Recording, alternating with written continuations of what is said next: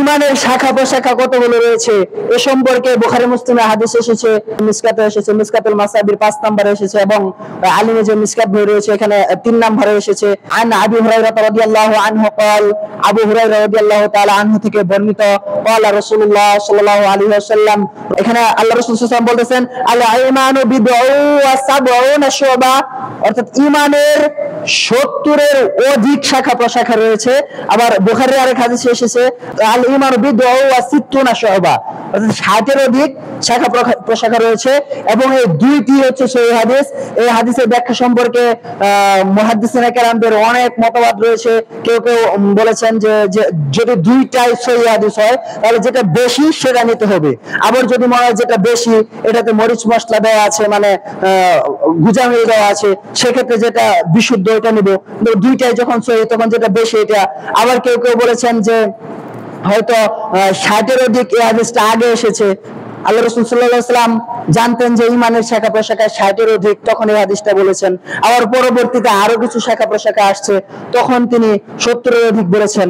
আর বিদআন মানে হচ্ছে অধিক, আর বিদআনের যে আরবি পরিভাষায় গ্রামারগত অর্থ আসে সেটি হচ্ছে 3 থেকে 9 পর্যন্ত। আর এখানে আবার যারা খাস করে অনুবাদ করেছেন, এটা ব্যাখ্যা করেছেন, তারা এটাকে 77 কেউ কেউ বলতে চেয়েছেন। আর মূলত এটা যেটা হবে 73 থেকে 79 এর মাঝখানেই হবে, অর্থাৎ 70 এর উপরে এটাই বেশি বিশুদ্ধ মত। তাহলে আমরা বুঝতে পারলাম ঈমানের শাখা প্রশাখা রয়েছে 60 এর অধিক বা 70 এর অধিক। আর এর মাঝখানে সর্বোচ্চ মানে আপ লেভেল যেটা সবচেয়ে গুরুত্বপূর্ণ সেটা হচ্ছে আফদলুহা কওলু লা ইলাহা ইল্লাল্লাহ, একথা বলা, একথা মুখ থেকে বলা যে লা ইলাহা ইল্লাল্লাহ, অর্থাৎ আল্লাহ সুবহানাহু ওয়া তাআলা ব্যতীত ইবাদতের উপযুক্ত আর কোনো মাবুদ নেই, একথার স্বীকৃতি প্রদান করা হচ্ছে ঈমানের শাখা প্রশাখার মাঝখানে সবচেয়ে বড় শাখা, সবচেয়ে উৎকৃষ্টতম শাখা। ওয়া আদনাহা ইমাতাতুল আযা আনিত তারিক, আর সবচেয়ে নিম্নমানের শাখা হচ্ছে রাস্তা থেকে কষ্টদায়ক বস্তু সরিয়ে দেওয়া।